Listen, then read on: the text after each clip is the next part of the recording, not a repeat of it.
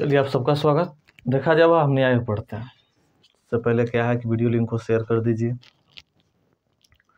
उसके बावजूद अब आगे, जिससे पिछला क्लास में हम लोग बहुत पीछे क्लास पढ़े थे, तो हम लोग मोलरता और मोललता के बारे में पढ़ चुके थे। ठीक है, एकदम बारीकी से, एकदम आराम से पढ़ेंगे हमने। और आज जो पढ़ेंगे हम लोग वह एक क्वेश्चन है, यानी कि न्यूमेरिकल कुछ बनाएंगे। न्यूमेरिकल में क्या है आपको ध्यान देना है। कहता है कि 5 ग्राम यूरिया है जिसे 180 ml जल में घोला गया है, तो उस विलयन की हमें मोलरता ज्ञात करना है। क्या किया जाएगा, लिखेंगे हम लोग कि दिया हुआ है कि, एकदम आराम से बनाइएगा न्यूमेरिकल। दिया हुआ है कि, देखिए यहाँ जो विले का जो अनुभार है, विले का जो अनुभार है यानी कि वह आपका है WB है। WB कितना है, तो आपको 5 ग्राम है। हम बताएं कि MB निकाल लेना है। MB क्या होता है, तो MB होता है विले का आणविक भार। विले का आणविक भार बोले का मतलब कोई चीज, यूरिया, तो यूरिया का सूत्र होता है NH2CO और NH2 होगा ना। नाइट्रोजन के 14, एगो हाइड्रोजन के एगो, तो 2 के 2 हो जाते, तो 2 + 12 + 16, 14 + 2 यानी कि 16 हो गया, ये 12, ये 16 और ये 16, 16 16 32, 16 3 48, 48 और 12 का आ गया हमने के 60 आ गया। यानी कि MB के मान हमने के 60 आ गया। यहाँ भी कहता है कि 180 ml, यानी कि 180 ml विलियन में क्या किया गया है, घोला गया है। तो हमें मोलरता बताना है, यानी कि वाट। लिखे ना हमने कि हम जानते हैं कि, अब यहाँ हो जाएगा जानते हैं कि कहाँ से, तो लिखे पड़ेगा हमने कि मोलरता से। मोलरता से यानी क्या फॉर्मूला था हमने के, तो M बराबर हो जाएगा WB गुना में 1000, अब बट्टा में हो गया MB, अब भी मान रख दीजिए, आंसर चलाएगा आपका। यानी कि आपको यहाँ पर क्या रख देना है, 5 रख देना है, गुना में 1000 कर देना है, यहाँ 60 रख देना है, यहाँ से 180 रख देना है। इसे ही खत्म हो जाएगा, इसे ही खत्म हो जाएगा, है ना। 9 दूना 18 हो जाएगा, ये 5 दूना 10 हो जाएगा, यानी 50 25 हो गया। ठीक है, आई क्या हो जाएगा, तो 9 5 45 और 9 6 54, है ना। यानी कि 0 पॉइंट पूछा, आपका आंसर चलाएगा। जो आंसर आएगा भाग देना पर मत दीजिएगा, मोल प्रति लीटर। स्क्रीनशॉट लीजिए, इसका बन जाएगा।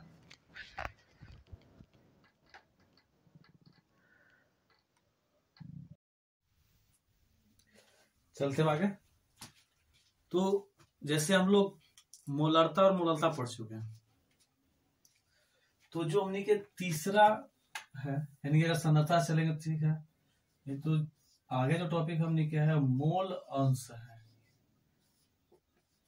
मोल अंश, मोल अंश को भी हम लोग बोलते हैं मोल प्रभाज। क्या बोलते हैं, तो मोल प्रभाज या मोल फ्रैक्शन।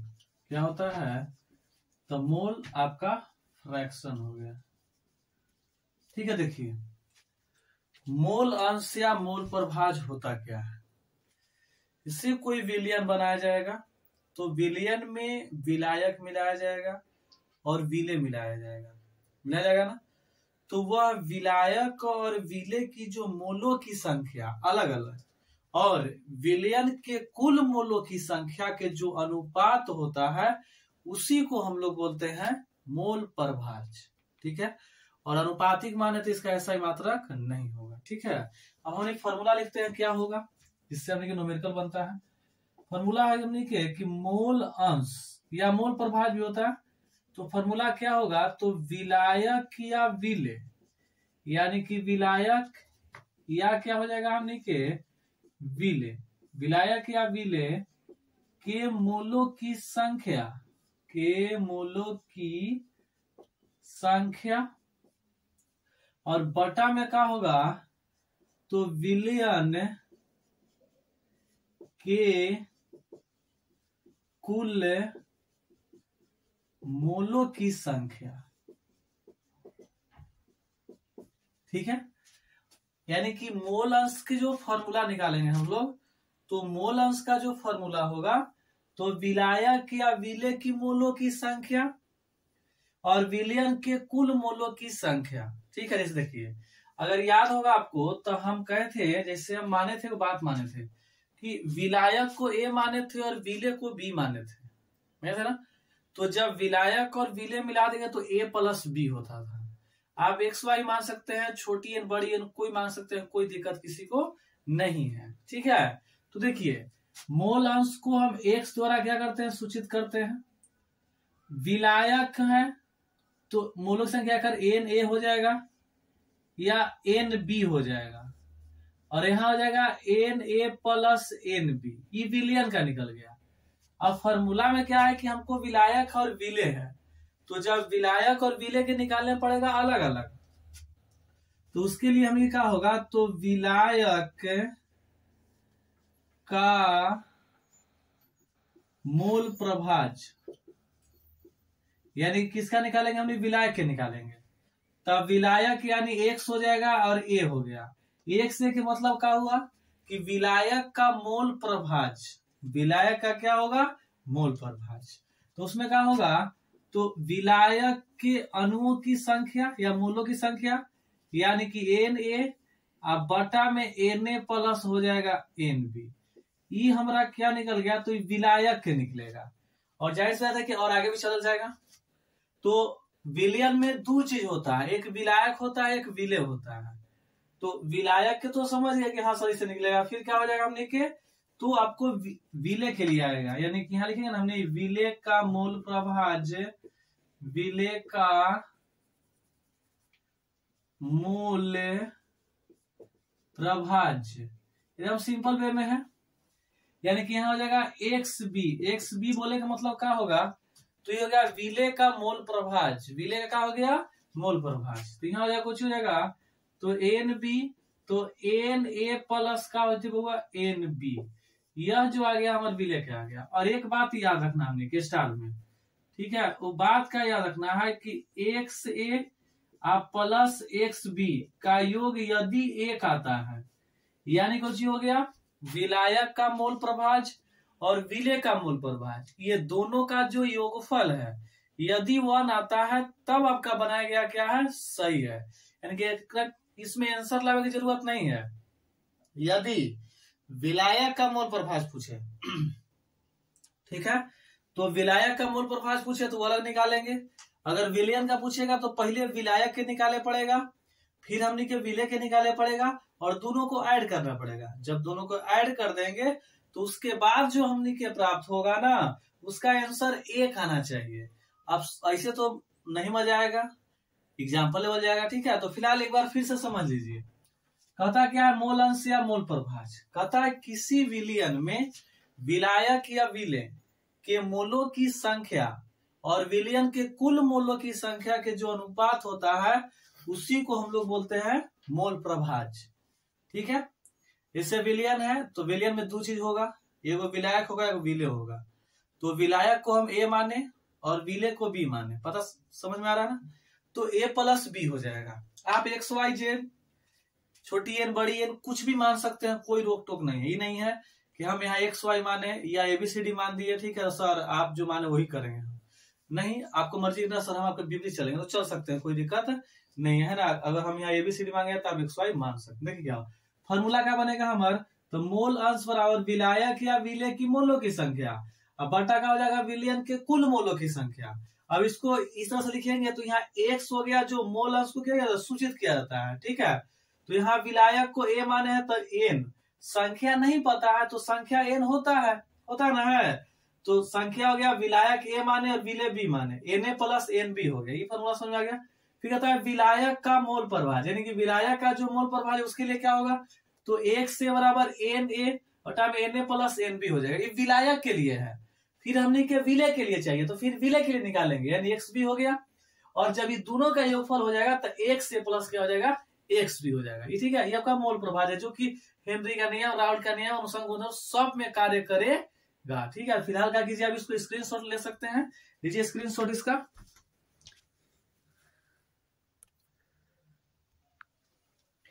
हो गया स्क्रीनशॉट। चलिए अब चलते हैं क्वेश्चन की ओर। ठीक है, क्वेश्चन पूछेगा। क्वेश्चन कहता क्या है कि 16 ग्राम मेथेनॉल यानी कि CH3OH लिख देते हैं, इसको बोलते हैं हम लोग मेथेनॉल। ठीक है, तो 16 ग्राम जो मेथेनॉल है, 16 ग्राम मेथेनॉल को 90 ml या 90 ग्राम, ठीक है, जल में घोला गया है, जल में घोला गया है। ठीक है, घोला गया है, तो विलियन का हमनी के मोल अंश निकालना है। ठीक है, विलियन क्या निकालना हमनी के है, मोल अंश। देखिए क्वेश्चन है, प्रश्न होगा।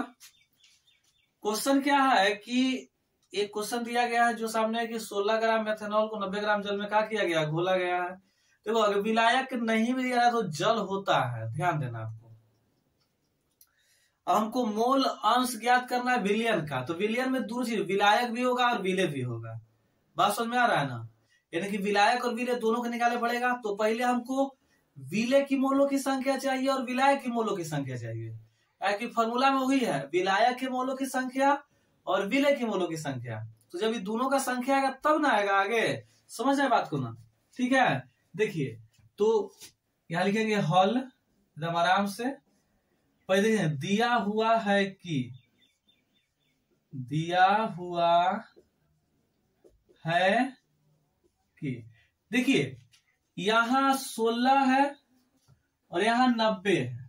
आप कम बेसी धर सकते हैं, तो फिर जो ml में रहेगा, जैसे पहले ग्राम है तो थोड़ा सा कंफ्यूजन हो जा रहा है, तो बड़ छोट से आप धर सकते हैं कौन विलायक और कौन विलेय है।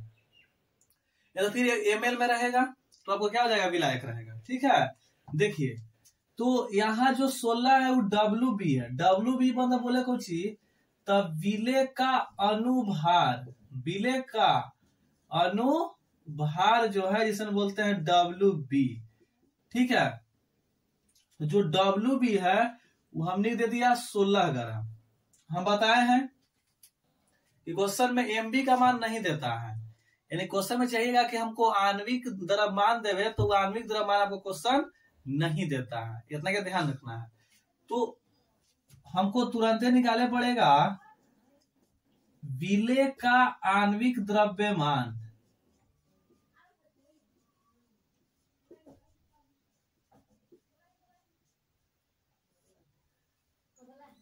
विलेय का आणविक द्रव्यमान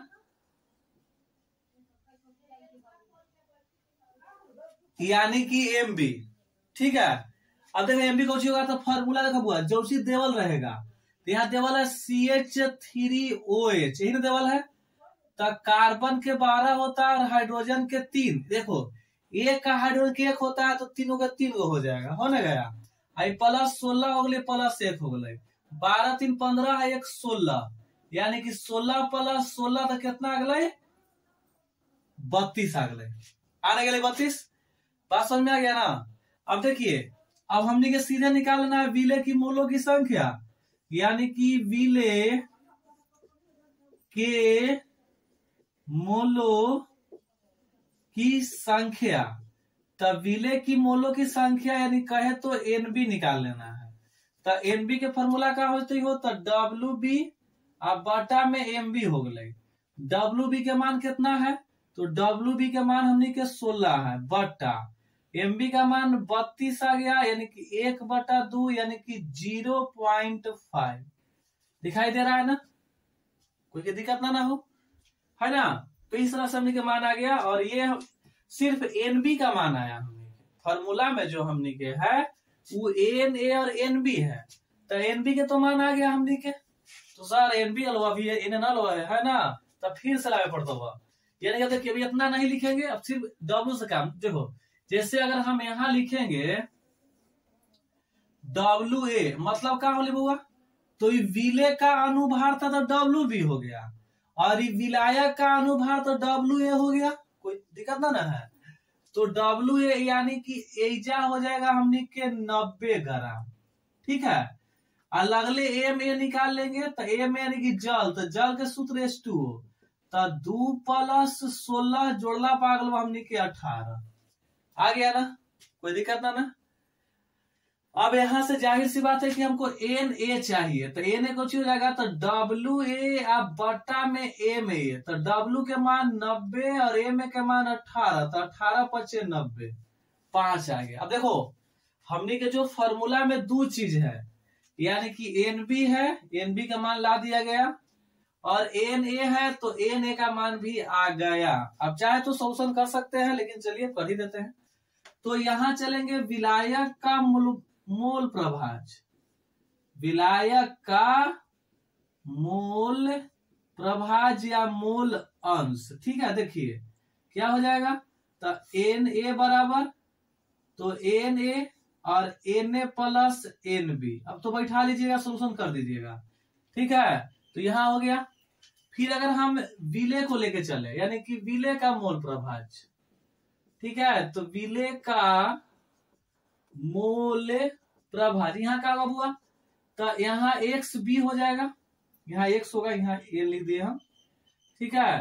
तो XB फॉर्मूला हो तो NB और Na + NB मान रख दीजिएगा, ठीक है। NB का मान कितना आया था, 0.5 आया है, 5.05 सुन कर दीजिएगा। देखिए तो यहाँ XA का मान जो आ जाएगा वो 0.91 आ जाएगा, XB का जो मान चलाएगा वो आपका 0.09 आ जाएगा। अब बताइए तो कि XA या प्लस XB का मान 1 आना चाहिए, तो XA का मान है 0.9, आप प्लस क्या कर देंगे 0.09, तो ये जोड़ला पर 1 नहीं आ जाएगा, यही मेरा क्या हो जाएगा, आंसर हो जाएगा। इस प्रकार से समझ गए, किसी को दिक्कत है ना। बड़े दिन के बाद आया गया है यूट्यूब पर, तो आप अपने समय से, यानी कि जो 12th क्लास के छात्र हैं या छात्रा हैं, तो 12th क्लास का जो टाइमिंग आपको है वो 7:15 में है, ठीक है। फिर आपको ITI हो गया, पॉलिटेक्निक हो गया, पैरामेडिकल हो गया, इस सब का टाइम आपको 8:15 में है, ठीक है। बस बहुत जल्द क्या आ जाएगा, 11th का बैच आ जाएगा, बहुत जल्द लाया जाएगा, ठीक है। थोड़ा सा टाइम मैनेज हो रहा है, तो आज के लिए इतना ही। आपसे मिलते हैं नेक्स्ट वीडियो में, और नेक्स्ट वीडियो में न्यूमेरिकल लाया जाएगा, मोलरता से, मोललता से, मोल प्रभाज से, है ना। यानी कि अगला वीडियो फुल्ली न्यूमेरिकल देंगे, ठीक है। क्वेश्चन एक को दम छूटने नहीं देना है, समझ रहे बात को, ठीक है। अब ये तो सिर्फ ढांचा था, तो अगले क्लास में आप जरूर जुड़े। यानी कि आज के लिए इतना ही, आपसे मिलते हैं नेक्स्ट वीडियो में, तब तक के लिए जय हिंद।